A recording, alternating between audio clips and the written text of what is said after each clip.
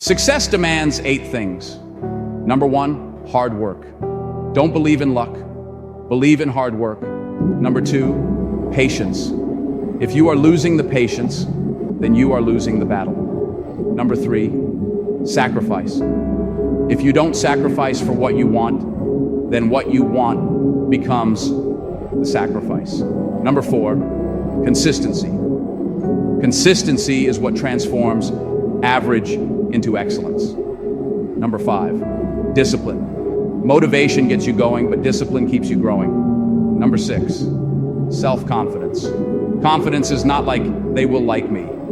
Confidence is I'll be fine if they don't like me. Number 7, positive attitude. A positive attitude won't solve all your problems, but it will annoy enough people to make it worth the effort. Focus on your goals, not on your obstacles. When you concentrate on what truly matters, the rest becomes irrelevant, allowing you to move forward with clarity and determination.